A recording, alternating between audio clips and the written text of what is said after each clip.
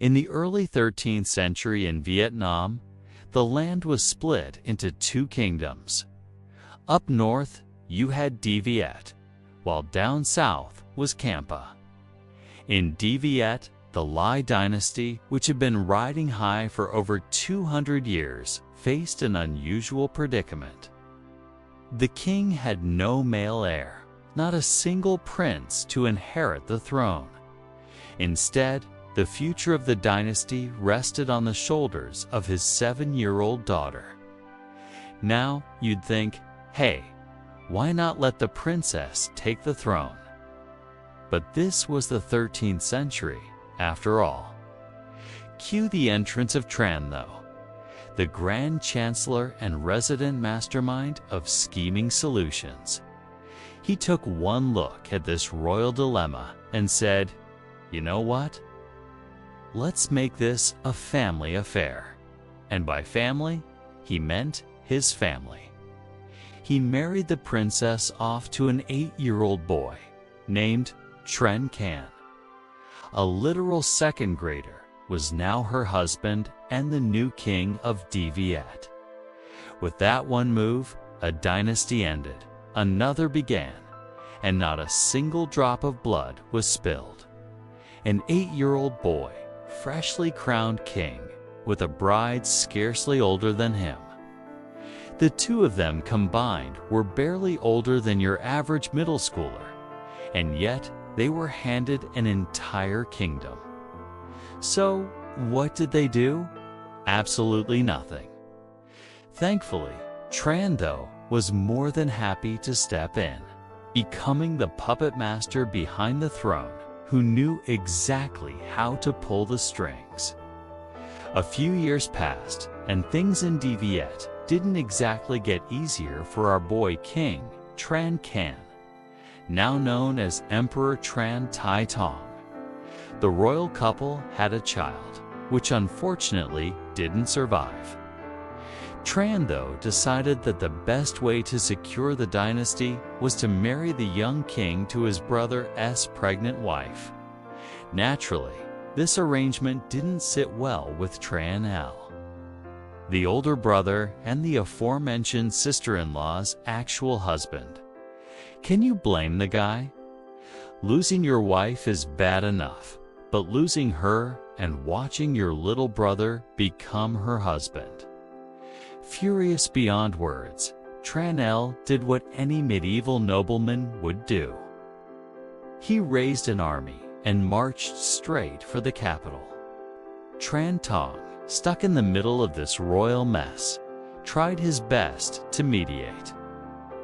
He literally had to shield his brother from the wrath of Tran Thu, who had a no-nonsense approach to family disagreements. This meant a massacre of any rebellion soldiers who dared to join Tran L's cause. Tran L, now thoroughly bitter, channeled his rage into a long-term grudge. He started building a personal army known as the New Yen. The New Yen weren't your average band of misfit rebels. People said no army at the time could match their skills, not even the emperor's personal guard. The New Yen trained harder, fought smarter, and were more disciplined than any army around. And more than anything, they were handpicked from the children of loyal followers who had fallen for Tran L's cause. That's right, he literally built a vengeance army out of the next generation. Tran L had a son, Tran Quoc Tuan, and from day one, it was clear the kid wasn't going to get a break. Nope, he was thrown straight into the deep end, training with the elite New Yen army, which sounds pretty intense, like boot camp with a side of sword fighting. By the time he was old enough to head to the capital, this kid wasn't just sharp. He was the perfect blend of brains and muscle. Then came 1251. Tran L, on his deathbed, calls his side. He says, "If you don't take the throne and claim the empire for your father, I'm not going to be able to rest in peace. Meanwhile, in the north, the Mongol Empire, that absolute behemoth of a kingdom stretching from Asia to Europe, had its eyes on Dai Viet. Wait, why on earth would these Mongols care about a tiny little country like Dai Viet? They've got way bigger fish to fry, right? Well, you'd be right in a way. The Mongols were actually more interested in tackling a bigger opponent. Southern Song. But the Mongols needed to sweep through the south to set up a perfect attack angle. And guess who's in the way? That's right, little Dai Viet. So, they had this idea. Why not borrow Dai Viet's backyard to march ahead? I mean, it's like when you need to get across town fast, and you ask your neighbor if you can cut through their yard, except with your 50,000 soldier army. After steamrolling through the Dali kingdom, the Mongol forces, led by Urarka Dai, parked themselves just north of Dai Viet. Urarka Dai also had generals Au and Kakacho running the show with him. Add to that Mongol prince Kaidu and the former Dali king Duan Shingi.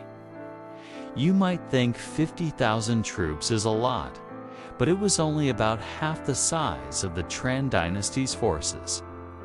So, if this were a numbers game, the Mongols would be the underdogs.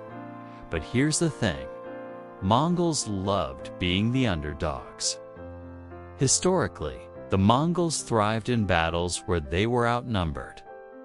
Their cavalry wasn't just fast, it was the medieval equivalent of a fighter jet, zooming in, causing chaos, and disappearing before you could react. The Mongols are on the move, and everyone in the Tran court is in full-on panic mode. Who's going to lead the fight against these notoriously aggressive, horse-loving invaders? It's not like you can just hand this job to anybody. The generals all agreed that the role of supreme commander needed to be filled as soon as possible. And let's be real, there was only one name on everyone's lips: Tran Tuan. But Tran, though, was not having it. Well, he wasn't worried about Tran Tuan's ability to lead. He was worried about his ambition. He was basically like, let's not give the guy with potential throne-stealing tendencies control of the army, okay? But the generals weren't backing down. They kept pushing, insisting that Tran Tuan was the guy. Emperor Tran Tong wasn't exactly lounging on a throne of indifference. He saw the logic. If Tran, though, or anyone else got the role of supreme commander, they'd control the royal forces, sure. But there was one thing they couldn't get their hands on: the new Yen elite military squad. And who controlled those absolute badasses? Yup, you guessed it. So the king did what any reasonable leader would do. He tried to have it both ways. Tran Tong announced Tran Canh as the new supreme commander, but in name only. No official decree, no ceremonial sword, and certainly no real power. Everyone knew who was really running the show.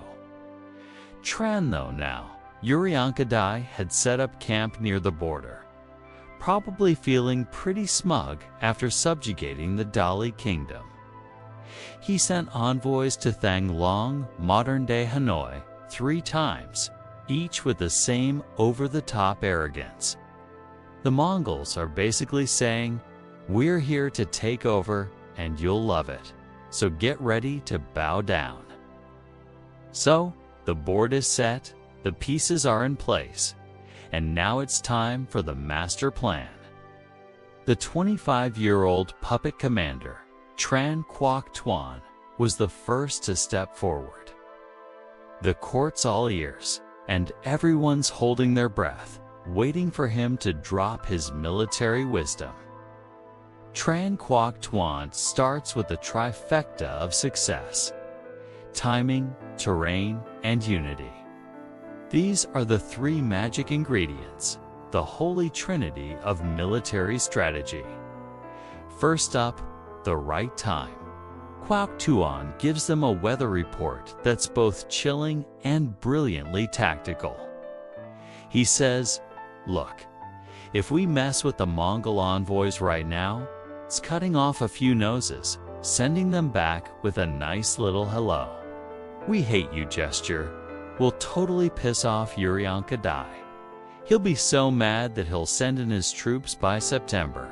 No problem." But the weather in September to December is freezing cold. And guess what? Our army can barely handle the cold. We're like the opposite of a snowstorm. Our soldiers freeze up faster than an ice cube in the sun. But the Mongols, they come from the frozen tundra. Cold is their jam, their happy place. So if we rush them into battle now, they'll feel like they've just walked into a 5-star resort. Not ideal for us. The courtiers all nod, impressed. Quoc Tuan proposes that, instead of rushing into a showdown, they should stall. "We'll keep the envoys in prison. Let them get all anxious and twitchy," he says. By the time Uryanka Dai sends another envoy in October, we Alal have kept him waiting so long that he won't even know what to do with himself. He'll be so frustrated that, by the time he actually gets around to sending his army, it'll be too late. December, that's when we strike, when the weather works in our favor, not theirs. Next, it's terrain. Quoc Tuan knows that Mongol cavalry is the real threat. They're fast, they're vicious, and they have horses with incredible endurance. So what does he do? He doesn't try to meet them head-on in a traditional battle. Instead, he's got a different idea. Let's make them chase. He suggests pulling back, leaving the big cities like Thang Long behind and hiding in the countryside, communicating via trained messenger hawks. "We'll move like shadows," he says. Each family of high-ranking officials relocating to different villages. We won't be a stationary target.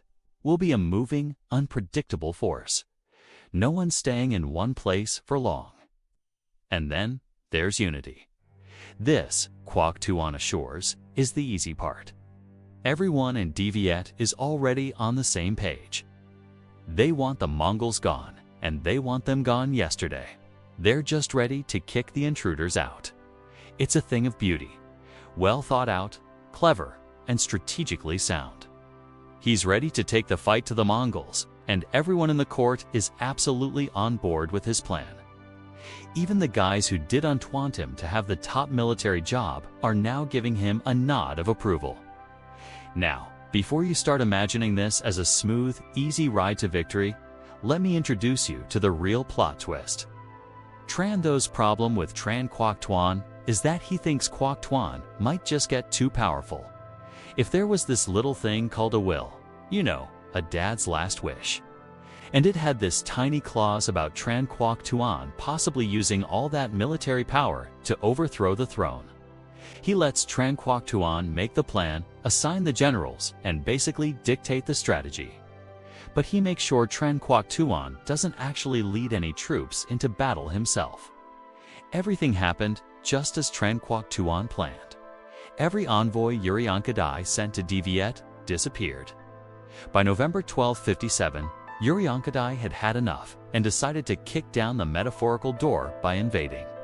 So he rolled out his infantry. Because of Vietnam's terrain, lots of trees and webs of rivers, he could rely mostly on infantry, which limited their strength in elite cavalry.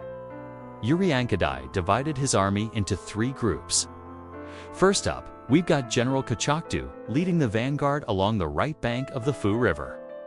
Meanwhile, Mongol officer Kako was holding down the left flank along the Che River.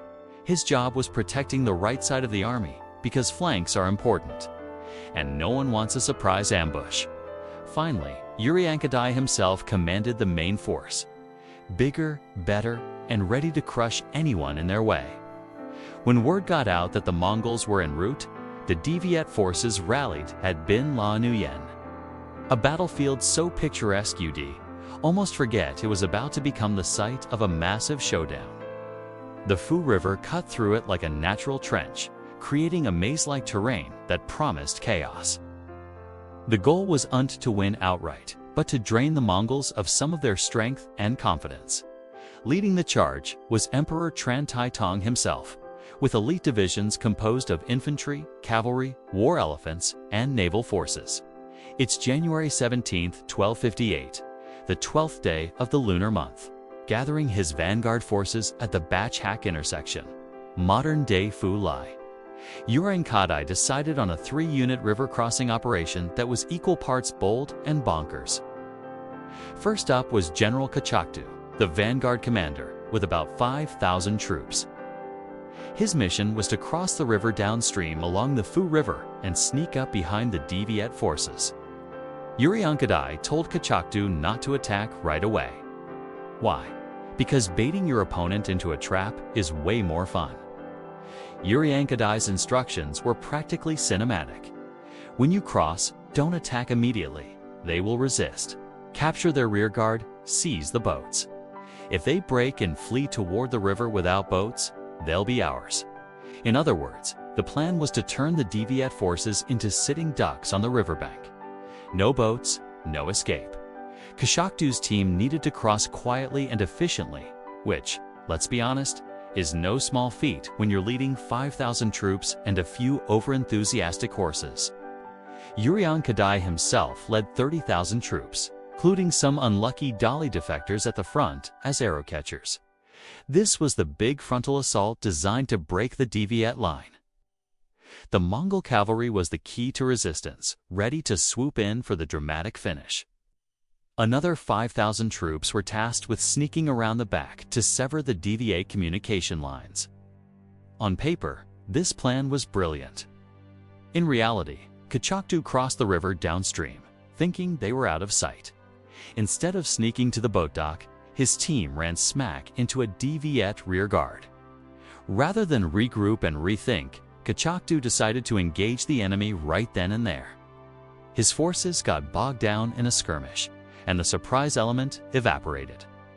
Meanwhile, Uriyangqadai was chilling across the river, watching dust clouds rise like smoke, and realized something was off. Uriyangqadai immediately ordered his central force to start crossing the river to bail out the vanguard. Emperor Tran Thu Do, perched on a hill, gave the order. His war elephants thundered forward, their massive frames like ancient battle tanks. Behind them came the cavalry and infantry, all ready. The Mongols, to their credit, didn't flinch. They stood their ground despite the sight of elephants barreling toward them. Their rearguard crossed the river in time to form up and meet the charge head-on. War elephants smashed through enemy lines, scattered Dali troops like bowling pins. The Mongols fought back as best they could, but the elephants weren't just massive. They came with accessories. Dai Viet soldiers perched high on these mobile fortresses, rained down arrows, and jabbed with hooked spears, taking down Mongol cavalry like pros. Then came the Mongols' ace in the hole, Au, barely 18 years old and already commanding armies. This kid quickly assessed the chaos and ordered his cavalry to focus fire on the elephants' most vulnerable spots, eyes and trunks. And let me tell you, this was no scattershot effort. The elephants, poor things, didn't stand a chance. Blinded and in pain, they panicked. And when an elephant panics, it's not like a squirrel running up a tree. It's like a demolition derby with no brakes. The elephants turned on their own troops, rampaging through Dai Viet lines and turning what had been an orderly formation into a medieval mosh pit. The Mongols saw their chance. They surged forward, pouring through the gaps left by the chaos. To make matters worse for the Dai Viet forces, the battlefield was flat and firm. Basically a Mongol dream come true. This was the kind of terrain their cavalry could dominate, and they did just that. They isolated clusters of Dai Viet soldiers, picked them off, and made regrouping nearly impossible. In the midst of this chaos, Emperor Tran Tong didn't waste any time. Following the advice of his trusty general, Ly, he ordered a full-on retreat to the riverboats. Sometimes, the best strategy is knowing when to fold. But the Mongols weren't about to let the Dai Viet forces just sail off into the sunset. Dai ordered his troops to chase the emperor down. Armed with their legendary speed and a scarily accurate tracking of the local terrain, thanks to the Dali, they chased the Dai Viet forces to the edge of the riverbank. As the emperor made his way to safety, local officials and soldiers stepped up, throwing themselves into the role of bodyguards. They threw up roadblocks, mounted counterattacks, and basically played defense with the only goal: to stall the Mongols for as long as humanly possible.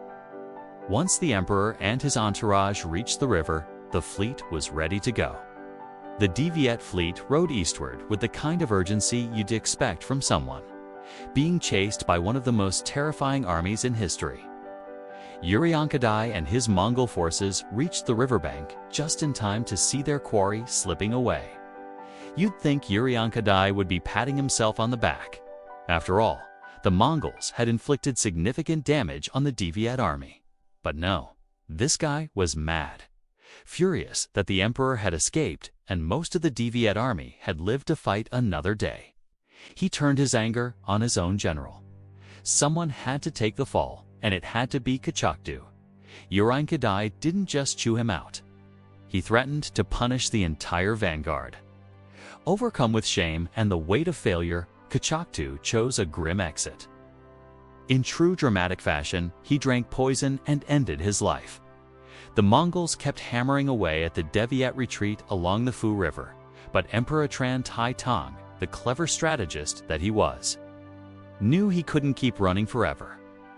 On January 18, 1258, the Dai Viet forces reached Phu Lo, and guess what they do? They decide to ditch the boats. While the troops are scrambling to get their footing on solid ground, he orders the destruction of the Phu Lo Bridge. The Mongols show up just as the rearguard is landing, and surprise, the Phu Lo River is way wider than the section they crossed earlier at Bin La Nguyen. The river is just too wide, and it buys the Dai Viet forces enough time to, well, not be completely wiped out by Mongol wrath. Emperor Tran Tong has to figure out how to save his kingdom, and, ideally, his life. So, what's a stressed-out monarch to do? Tran Nat Hue, the king's younger brother and grand marshal of the realm, so weak he can barely stand, lies on the side of his boat. He dips his finger into the water and writes the words "Seek refuge" in song on the side of the boat. The words vanish as soon as they're written, which honestly feels like a metaphor for the fleeting nature of Dai Viet's sovereignty. Sure, it's a temporary escape, but is it really the best choice? If Dai Viet became a vassal to the Southern Song, they'd lose their independence in exchange for protection. Kind of like trading your freedom for a get-out-of-Mongol jail free card. Not exactly the kind of trade you'd put on your vision board. When the emperor starts stressing about the future of the kingdom and all the bad options on the table, Tran Thu simply says, "As long as my head has not fallen to the ground, Your Majesty need not worry about anything else." With renewed confidence, Emperor Tran Tong gets back on track and prepares to face the Mongols. Meanwhile, the Mongols were busy doing something else. The Mongol forces moved along the riverbank, firing arrows high into the air. High enough to fall into the water like an archery contest. But instead of hitting a target, they were seeing which way the river was behaving. If the arrow sank and didn't float back up, that was their cue that the water was shallow enough to cross. After some time of playing this game, the Mongols finally nailed down the exact spot where the water was just shallow enough for them to cross. With military precision, they crossed the river in a single file line. Lord Fu Ly, who was tasked with leading the rear guard, probably looked at this and thought, "Wait, is that actually happening? They're crossing now." They knew they were the last line of defense, holding up the wall so the main army could escape. In a real righteous warrior move, the Lord and his rear guards sacrificed themselves to delay the Mongol onslaught.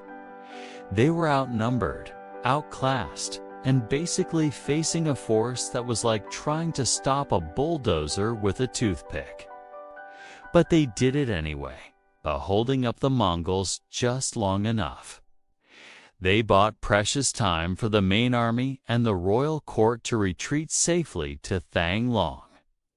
You're the Mongol commander, Uryanka Dai, and you've just completed one of the most anticipated conquests of the year.